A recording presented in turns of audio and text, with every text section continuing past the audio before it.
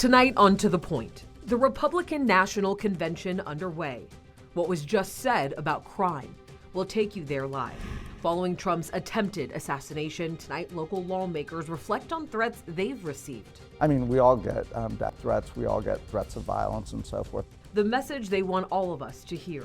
Still feeling that Delta breeze and the cooler temperatures today, tracking when we see the return to 100s and how long it will be in our extended forecast. And later, energy bill relief. What you can do to try to cut down on your bill. We start with breaking news tonight. Sacramento deputies evacuated the Arden Dimmick Community Library just moments ago after they received a bomb threat. This is on Watt Avenue and Northrop Avenue. We are told at least one person has been detained. Deputies say the bomb squad cleared the item and did not find anything unusual. We will continue to monitor the situation and keep you updated on air and online as we learn more. As always, good evening and thank you so much for joining us on To The Point. I'm Alex Bell. Tonight in Your Voice, Your Vote, we are tracking the latest developments from the Republican National Convention floor. We are also learning new details about Trump's attempted assassination, as well as hearing from other lawmakers who say they too have received threats over the past week. But we want to start tonight in Milwaukee, where the theme at the convention today is Keep America Safe Again. The overview shifting to immigration and crime, another one of the very big talking points heading into the 2024 election. ABC's Mary Alice Parks is inside the convention hall tonight with more on what to expect today and more on President Biden's return to the campaign trail.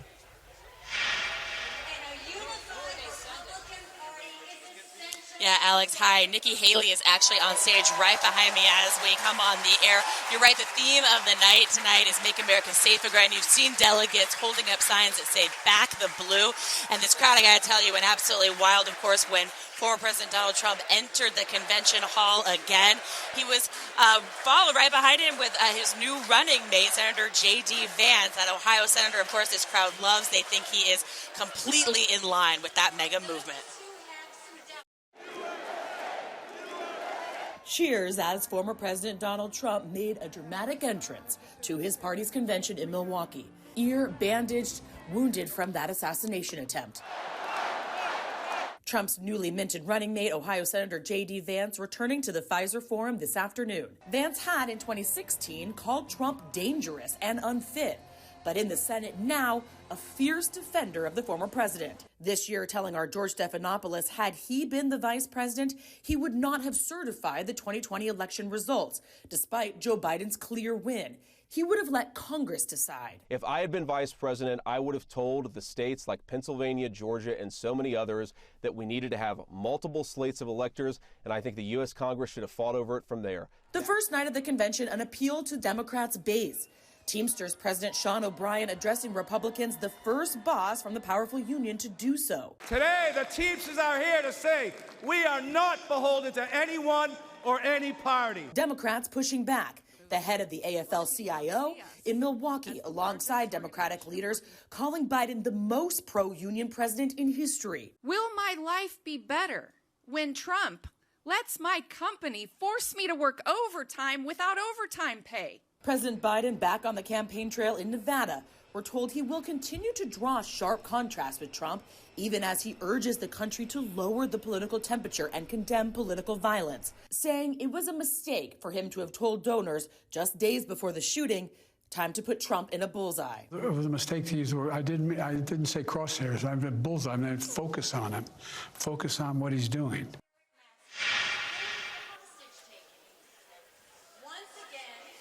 Yeah, just moments ago, one of Trump's former rivals, Nikki Haley, came on stage and said that she wanted to make one thing very clear. She fully endorsed the former president. The message from the party today is that the party is united behind former President Trump. In Milwaukee, I'm Mary Alice Parks, ABC 10. Alex? Mary Alice, there's been a lot of reaction to J.D. Vance being picked as the vice presidential nominee. We know that he was a critic of Trump in the past. What do you think his role will be in the campaign moving forward? Yeah, since coming to the Senate, he has been an absolute defender of Trump. I think that it was a pick that really shows a lot of confidence from the former president. He is totally in line with the MAGA movement, that America First movement. I imagine that he'll talk a lot to evangelicals, especially on abortion, some who think that Trump isn't strong enough on opposing abortion access. Vance is very a staunch advocate for eliminating access to abortion.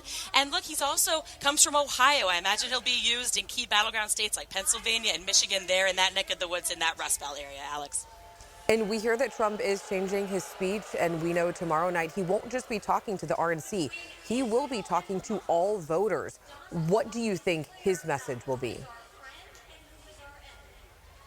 Yeah, we're hearing that he has completely rewritten his speech after that assassination attempt on Saturday, that it's going to be, like you said, a message more focused on unity, an appeal to all Americans. That will be a big departure from the kind of rhetoric that we've heard from the former president so far this year on the campaign trail, when so often his speeches talk about his personal grievance, sort of vengeance, about going after Democrats. So all of us, campaign reporters that follow him all the time, of course, and the whole country, eager to hear what he has to say and if he really switches gears here, Alex.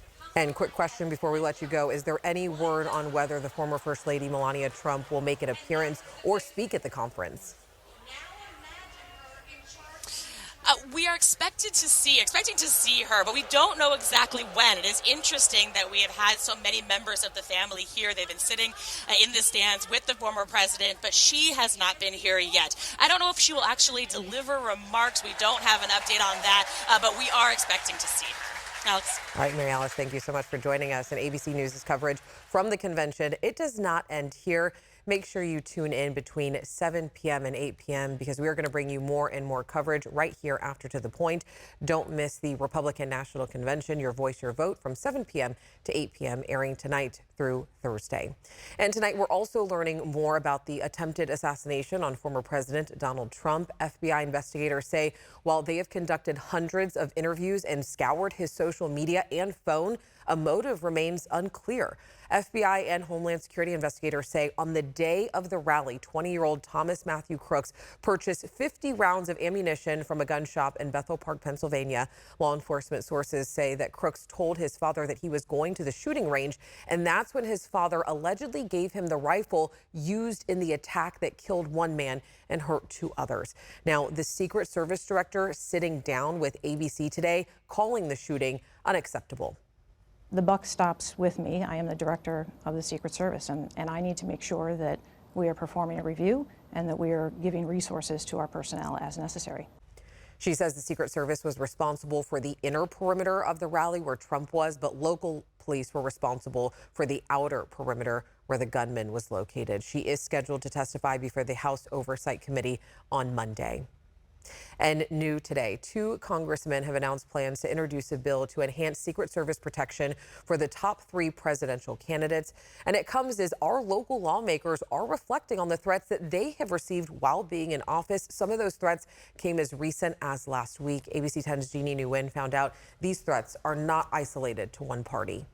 Well, Alex, unfortunately, Lee's lawmakers say messages of hate, anger, and even death threats have started to become normal. Both the recent attack on Donald Trump, lawmakers are hoping people can understand there is a productive way to disagree. Thank God President Trump is alive and well. After watching former President Donald Trump walk away from those gunshots on Saturday, Congressman John Duarte is now reflecting on his own life as an elected government official. Because it went to one of my family members, of course, I was particularly angry when it came in. Duarte is referring to this email that was sent last week. The person claimed a bomb was placed at his family home. He immediately reported it to the United States Capitol Police. We started going through security protocols and check the property where the threat was made against. While the investigation into who sent the email is still ongoing, Duarte says no one was hurt and his family is safe. Unfortunately, some of Duarte's colleagues in Congress have endured similar experiences, like Congressman John Garamendi. It's a real serious problem. There are numerous threats that I've had. The most recent 3 years ago, a fellow from this area is actually in jail now for threats against me and Hakeem Jeffries. In a way, some lawmakers say it's become the norm. I mean, we all get death threats, we all get threats of violence and so forth, and that's unfortunate, as well as our staff. With how often these threats are happening, political analysts say it's only hurting the constituents in the end. Members of Congress who are locking their doors instead of keeping their doors wide open, who will only talk to a constituent if there's an appointment made in advance. They are cutting back on events. Ultimately, Representative Duarte says he still wants to have productive conversations with his constituents at public events with extra precautions. We'll have security there. They'll do their job. That'll be their job. And I'll feel safe doing it. According to the United States Capitol Police, it has investigated more than 8,000 threat cases in 2023. That number jumped from 7,500 in 2022, Alex. All right, Jeannie, thank you. Still ahead on To the Point, energy bill relief, what you can do to try to cut down on your bill. Oh, and we're all feeling that pinch as well, especially with these temperatures that have been hovering above average, finally falling into the 80s. Not going to stick around too much longer, though, those 100s making a return.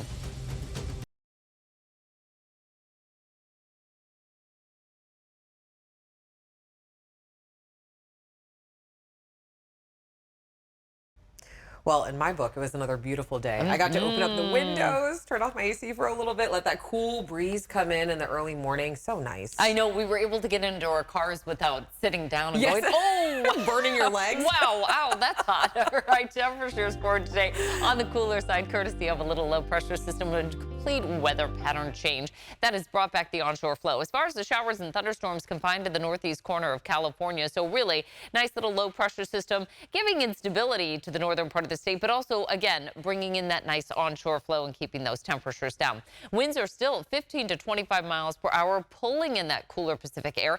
This is going to be one of the coolest evenings that we've had in quite some time, stretching all the way back to the end of June. We'll see those overnight lows cooling into the 50s. That's how we'll start off on our Wednesday, but the heat is making a return. We're going to be tracking highs back in the 100s under this ridge of high pressure, sinking warming air. And we're going to hit a stretch here for the at least weekend forecast into early next week. So our state fair forecast tomorrow still in the 90s. Then we get into those 100s by Thursday, Friday, and Saturday, leaning warmer all the way into the end of July. It does put us with a weather impact alert back for early next week with major heat risk making a return.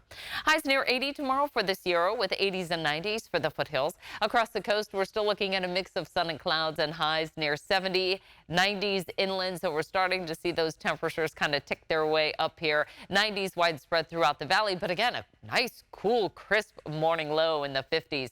Highs will warm into the mid-80s for the Tahoe Basin this weekend. We're in the 90s to near 100 for the foothills, and then for the coast, we'll keep it in the 70s, but right around the mid-70s by Friday. No weather impact alert for the first 3 days as we expand into the next 7-day forecast. You can see that's where we start to see some of those more extreme temperatures developing Monday into Tuesday with highs right around 105. All right, Monica, thank you. Next, on To the Point, after almost 2 weeks of triple-digit temperatures, what you can do to try and cut down on your energy bill just a little bit. Plus, a woman found dead outside of a local nonprofit. What we're learning about the investigation tonight.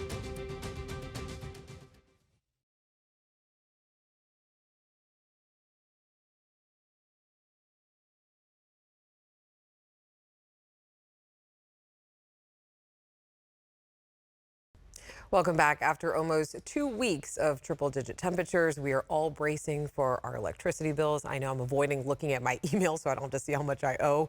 But tonight, ABC 10's Devin Truby looks into how you might be able to get a little bit of relief. The triple-digit temperatures we had over the last few weeks broke records, and when it comes to energy bills, for some, could break the bank. It's a nightmare. I think our last electric bill was $650. So we have like about 2,400 square feet, and we have like a 3-ton unit. But yeah, it's kind of crazy. We're paying ridiculous rates at PG&E. West Sacramento PG&E customers like Carson Eads tried to follow the cost-saving tips like setting your thermostat higher. Oh, it's been at 78. I mean, we're putting it up to 82 if we can, and it gets really hot inside. Others adding solar to their homes and other cooling methods, but say it didn't seem to help. We have recently installed some fans, and we have been running up the AC almost like every day. almost like kind of all day. While everyone is bracing for the bottom line of their electricity bill, for some, there is financial assistance available. Community Resource Project is a nonprofit based in Sacramento. For decades, the organization has been helping income-qualified families tackle their utility bills. Once a year, people can receive assistance with a PG&E or SMUD bill they just can't pay. They'll even come out to your home to help with energy efficiency. HVAC units, it could be water heaters, refrigerators, washers, dryers, weatherization of the home, such as, the windows, things that really help with the energy burden, helps with the utility bill because it creates that energy efficiency. With the recent stretch of record-breaking heat, there has been a demand for the HVAC repair program. The current wait time is 6 months. You can apply for the Community Resource Project if you live in Sacramento, Sutter, Yuba, and San Joaquin counties. You can check to see if your income qualifies you for bill assistance online at the Community Resource Project. And if you are looking for energy assistance programs, check with your utility providers for discounts or payment assistance. Your local county should also have programs, and at the state level, there is also help. You can find all of this information and much more on our website, abc10.com. All right, to our next story. And a 43-year-old man and 9-year-old girl have died following an apartment fire in South Sacramento. It happened Monday at the Stonegate Apartments off Mack Road. Sacramento Fire says that fire was seen coming out of the living room, which also spread to the neighboring apartment, causing minor damage. It is still unclear what started that fire. Tonight, police are investigating a homicide near Sacramento's Loaves and Fishes. The nonprofit says this is the first time in 41 years the entire campus has been shut down. A woman was found dead there early this morning. Detectives are now trying to figure out what happened and who's responsible. Just after 6 o'clock this morning, our officers received a call of an apparent fight at the 1300 block of North C Street. Our officers, as well as fire department personnel, responded at the same time and did locate a female victim down on the ground. Both officers and fire personnel attempted life-saving efforts. Loaves and Fishes plans to resume services on Wednesday. Anyone with information about the woman's death should contact Sacramento police. And today marks 10 years since the 2014 robbery, chase, and shootout at the Bank of the West in Stockton. 3 gunmen robbed the Bank of the West and took 3 hostages, including Missy Holt-Singh. Today, the memorial bench to honor Holt-Singh, it was growing with flowers and decorations. She was tragically killed as she was used as a shield by one of the robbers and killed in the crossfire. Since then, the community has honored Holt-Singh's memory with events like an annual golf tournament that raises funds for victims of violent crimes. And an update to a story that we told you about last week. Sacramento police say 38-year-old Jocelyn Solomon was located safely. She went missing back on July 4th near C Street in downtown Sacramento. Jocelyn and her family have requested privacy at this time, but they say that they do appreciate the community's support. And an update to a night to test conducted last week at 2 Lake Tahoe beaches. While toxins linked to harmful blue-green algae were not found, another toxin was found in a shallow Nevada pond not connected to the lake. The test came after a woman claimed on January 3rd that her dog died from blue-green algae while swimming in Lake Tahoe. She believed her dog was poisoned on either El Dorado Beach or Nevada Beach. Warning signs went up on July 8th. State agencies say that they won't draw conclusions about the dog's death from the test results alone, but they will keep investigating. Let's get into your price points tonight.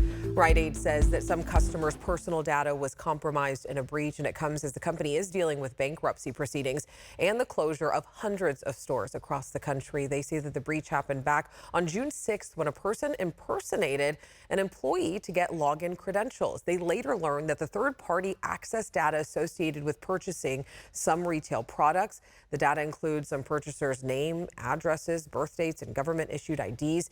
It's not clear exactly how many people are impacted by the breach, but the company says that they are mailing out letters. And then there's Elon Musk. He says that he is moving the headquarters of SpaceX and social media company X to Texas from California. In a post on social media today, Musk called a new law signed by Governor Gavin Newsom the final straw. The law bars school districts from requiring staff to notify parents of their child's gender identification. Musk says that he previously warned Newsom that laws of this nature would force families and companies to leave California. The move by Musk could impact thousands of California employees. And then we head out to Las Vegas. After more than 3 decades on the Las Vegas Strip, the Mirage Hotel and Casino will close tomorrow. The famed desert-inspired resort was sold to Hard Rock International for more than $1 billion. The company has plans to transform the resort to a nearly 700-foot guitar-shaped hotel. And this marks the second hotel and casino closure on the Strip after the Tropicana closed to make way for a new baseball stadium. Next, on To The Point, we're going to take you back out live to the Republican National Convention, who we're going to hear from this evening.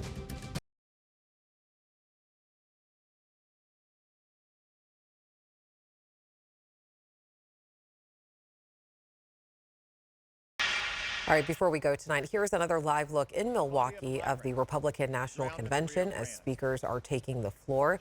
The theme at the convention tonight is Keep America Safe Again, with a focus on immigration and crime, one of the big talking points ahead of the 2024 election. Two of Trump's former primary rivals, Nikki Haley and Ron DeSantis, both speaking at the convention just moments ago. And our coverage, it does not end here. Don't miss more coverage of the Republican National Convention. Your voice, your vote, from 7 p.m. to 8 p.m. tonight through Thursday. ABC News will walk you through the highlights of each day with more political analysis right here on ABC 10, right after To The Point. As always, thank you so much for watching and for inviting us into your home. If you have something you think we should be looking into, make sure to reach out to me and the team. Remember, strangers are people we just haven't gotten the chance to meet yet, so take the time to get to know someone. Have a great night. I'll see you tomorrow.